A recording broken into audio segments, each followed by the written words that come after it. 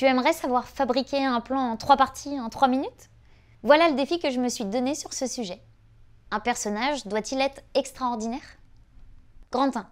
Oui, en apparence, le personnage est hors du commun. Il se différencie des autres. Et c'est pour cette raison qu'on lit son histoire et ses aventures. On s'intéresse à lui pour sa particularité. Grand 2. Pourtant, on trouve des personnages qui ne sont pas si extraordinaires, voire même des personnages banals, avec des défauts.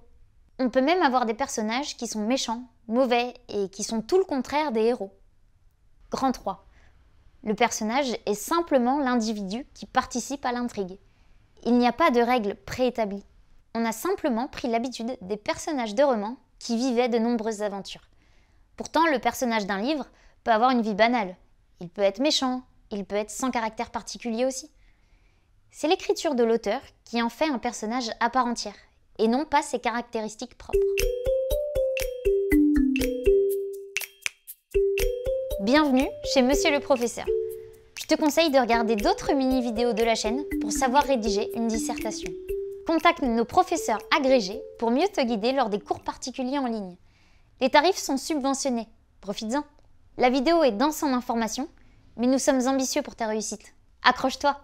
Je vais t'expliquer comment construire un bon plan pour ton sujet de dissertation. Pour rappel, tu as découvert ton sujet. Tu as listé tous les éléments qui te seront utiles. Tu as analysé le sujet et tu as trouvé le problème dans la question. Ainsi, tu as cerné l'intérêt de la question, compris quel était le problème qu'il te fallait discuter. Idéalement donc, tu es bien parvenu à mettre le doigt là où ça coince. Au niveau littéraire, bien sûr. Au brouillon, tu peux maintenant pré-rédiger ton introduction, en restituant cette analyse du sujet et en exposant clairement le problème. Mais il faut également, et en parallèle, pré-rédiger ton développement, puisque ton introduction dépend de la construction de ton plan et inversement. Comme ton temps n'est pas infini, la pré-rédaction du développement ne peut pas être aussi précise que celle pour l'introduction. L'idéal est de parvenir à ce que l'on appelle un plan détaillé, c'est-à-dire un plan non rédigé qui te servira de guide pour la rédaction au propre. Un plan détaillé, c'est d'abord et avant tout un plan structuré en plusieurs parties. Car on l'a également vu, la dissertation est une réponse progressive qui doit être structurée. Il doit donc y avoir des parties pour qu'il y ait une progression. Le développement ne doit surtout pas être un gros bloc qui fait du surplace. Quelles doivent être les différentes parties? Comment les construire? Comment les différencier? Comment les articuler entre elles? Pour construire un joli plan bien structuré, il y a quelques grands principes à respecter dans tous les cas. Premier principe, il faut qu'il y ait une progression logique entre les différentes parties. Tu ne peux pas répéter la même idée d'une partie à l'autre. Il faut qu'on voit tout de suite la plus-value de la deuxième partie par rapport à la première, et ainsi de suite. Il faut donc à chaque fois expliquer au correcteur en quoi consiste cette progression et en quoi cette progression est nécessaire et cohérente. Autrement dit, il faut montrer en quoi la succession de tes parties obéit à un fil directeur qui est le problème que tu as présenté en introduction. Chaque phrase de ta dissertation doit logiquement découler de la phrase précédente. Deuxième principe, il faut plutôt qu'il y ait 3 parties, maximum bien sûr. Faire une dissertation de français en 2 parties est possible, mais c'est souvent pas assez. Pourquoi? Parce que la dissertation est d'abord l'examen d'un problème. Et ce problème se situe souvent entre 2 positions qui s'affrontent.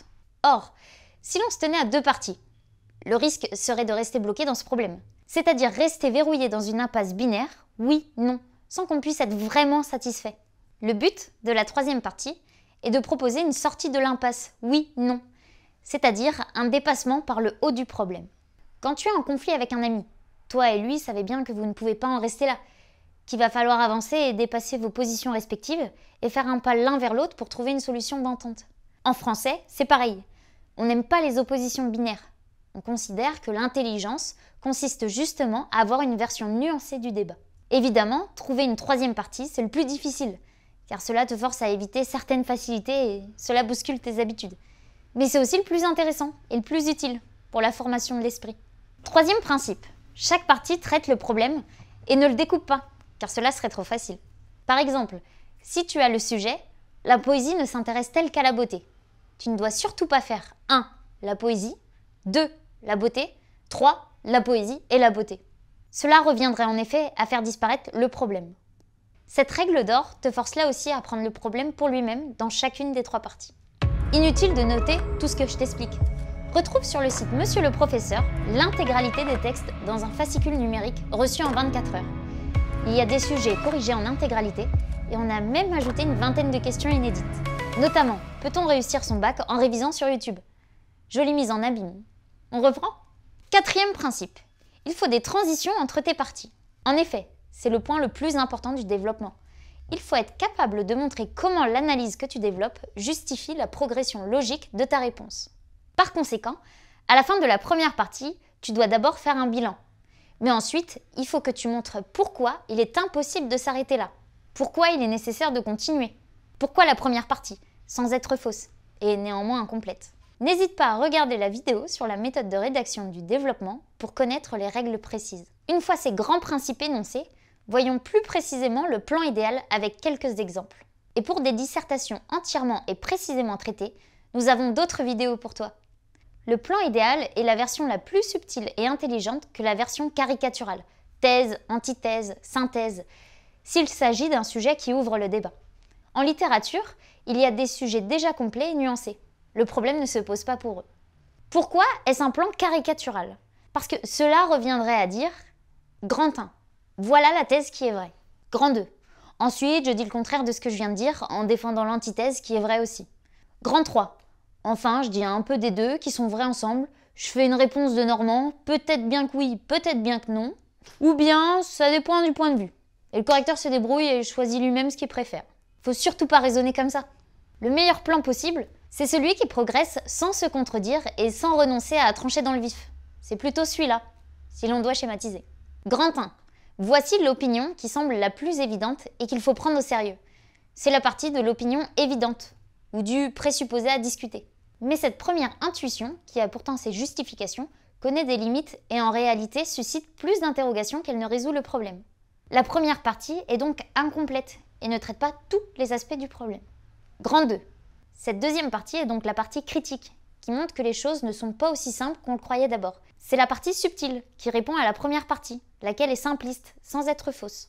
Ce grand 2 n'est pas la négation du 1, mais sa prolongation sous un autre angle. Grand 3. Par conséquent, il nous faut progresser une nouvelle fois, en étant parti des présupposés initiaux et en ayant pris en considération les limites soulevées. On peut maintenant défendre la position qui paraît la plus satisfaisante. C'est tout le but de cette troisième partie. Celle-ci est la partie de la résolution du problème. Comment résout-elle le problème identifié en introduction? Soit elle parvient à dépasser l'opposition initiale entre le grand 1 et le grand 2 grâce à une troisième voie de conciliation. Soit elle parvient à montrer que le problème initial est un faux problème qui n'a plus lieu d'être posé, du moins en ces termes. Soit elle parvient à montrer que la question a un autre sens qui est en fait plus pertinent et qu'il faut traiter. Attention, comme dit auparavant, si le sujet est déjà complet, les parties seront plutôt les différents thèmes de la question. Il n'y aura pas à aller plus loin ou dépasser la question posée. Pourquoi est-ce un plan idéal? Parce que, en progressant de cette manière, la troisième partie présentera une position qui sera d'autant plus pertinente qu'elle aura fait l'effort de cheminement de partir de l'opinion évidente, le grand 1, et qu'elle aura aussi fait l'effort d'en justifier les limites, le grand 2. Il ne faut donc pas être trop subtil tout de suite, il faut savoir garder ses meilleures cartouches pour la troisième partie. Prenons deux exemples et appliquons rapidement le plan. Pas trop lourd? Tu arrives à me suivre? N'hésite pas à passer aux toilettes si tu as besoin. Je peux attendre. Premier exemple. La poésie ne s'intéresse-t-elle qu'à la beauté? À première vue, ce qui paraît le plus évident, c'est que la poésie ne parle que de belles choses. C'est là son seul intérêt. Elle se caractérise par son aspect esthétique. Grand 2. Je ne nie pas ce que je viens de dire, mais je présente le problème sous un autre angle. Cette position n'est pas sans poser problème, puisque cela voudrait dire que le genre poétique est dévolu à un seul sujet. Or, la poésie parle aussi de sujets simples, d'objets laids, voire horribles. Grand 3. Synthèse et conciliation des contradictions. Il s'agit enfin de montrer que la poésie est compatible avec la beauté et la laideur. Elle peut avoir les deux comme objet. Par ailleurs, la poésie est de l'ordre de l'esthétique, car elle est une force qui sublime et embellit la moindre chose. Le sujet le plus laid, par l'activité poétique, s'améliore.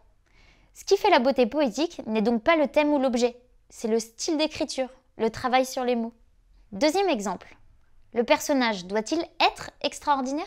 Grand 1. À première vue, le présupposé semble aller de soi. Le personnage est fait pour sortir du commun, pour être merveilleux et vivre plein d'aventures. Grand 2. Néanmoins, cela pose problème, car on trouve aussi des personnages banals, même méchants ou mauvais. Il y a différents types de personnages en littérature, et tous ne sont pas extraordinaires. Je ne contredis pas le grand 1, je le nuance. Grand 3. Synthèse et réconciliation. En réalité, il semblerait que le personnage ne doive pas obéir à des règles fixes. Ses qualités propres, données par l'auteur, ne sont importantes que dans la manière dont l'auteur les utilise. C'est-à-dire qu'un simple étudiant peut devenir le héros du roman, tant que son auteur le met au cœur du texte. À chaque fois, la troisième partie est bien celle qui va le plus loin, et qui est la plus subtile. Soit elle montre que l'opposition initiale peut être dépassée et doit être remise en cause. Soit elle remet en cause le présupposé même du sujet. La poésie, contrairement à ce que l'on croit, n'est pas le propre de la beauté. Soit elle sort du chapeau magique, un sens de la question qui n'avait pas été jusque-là examiné. Les différentes parades. Voilà pour le plan idéal. Mais ce n'est pas toujours aussi simple. C'est pourquoi je propose 2 autres parades qui sont moins brillantes, mais qui peuvent fonctionner. Première parade, le retour à la case départ. Grand 1, l'opinion évidente, présentée de manière grossière et paresseuse. Grand 2, la partie critique. Grand 3, l'opinion évidente, mais présentée de manière plus subtile. Deuxième parade, j'enfonce le clou. Avec, par exemple, le personnage doit-il être extraordinaire? Grand 1, plutôt non pour X ou Y raison. Grand 2, plutôt oui pour une première grande raison, par exemple parce que le personnage doit inspirer le lecteur, il doit s'identifier à lui ou l'admirer. Grand 3, plutôt oui pour une seconde grande raison, distincte de la première, parce que le personnage doit vivre des aventures qui aident à l'intrigue et intéressent le lecteur.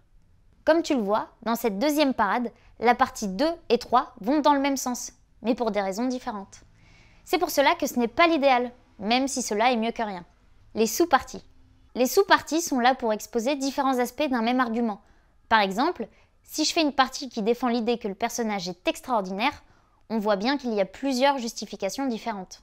Parce que le personnage se distingue de son entourage, parce que le personnage vit des péripéties incroyables, parce que le personnage, s'il a été choisi par l'auteur, est forcément intéressant, etc.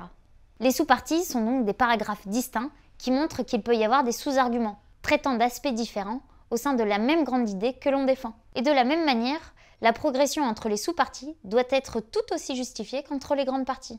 Idéalement, s'il y a 3 grandes parties, il doit y avoir 3 sous-parties par grande partie. Mais en général, les correcteurs sont moins regardants sur le nombre précis de sous-parties. L'essentiel étant qu'il y ait toujours de manière explicite une progression au sein de tes parties. La clé est de montrer au correcteur que tu es capable de montrer pourquoi le problème discuté ne peut pas être réglé en 3 lignes et qu'il faut progresser toute la copie, y compris au sein des grandes parties. Conclusion. En résumé, construire un plan doit obéir à certains principes simples. Une progression, toujours en 3 parties, pas de fracturation du sujet, des transitions pertinentes, une structure critique. La partie grand 1 prend au sérieux le présupposé ou l'opinion qui paraît évidente. Puis le grand 2 souligne les insuffisances du grand 1 et le grand 3 est là pour apporter la réponse la plus satisfaisante, c'est-à-dire la réponse la plus nuancée, la plus précise et la plus complète. Pour des exemples approfondis, va voir nos autres vidéos. Si tu as eu le courage de tenir jusque-là, parce que moi j'en ai eu marre, merci et sincères félicitations à toi. N'hésite pas à t'abonner et à liker, c'est important pour nous soutenir et ça me fera plaisir. Je suis de tout cœur avec toi pour cette année difficile.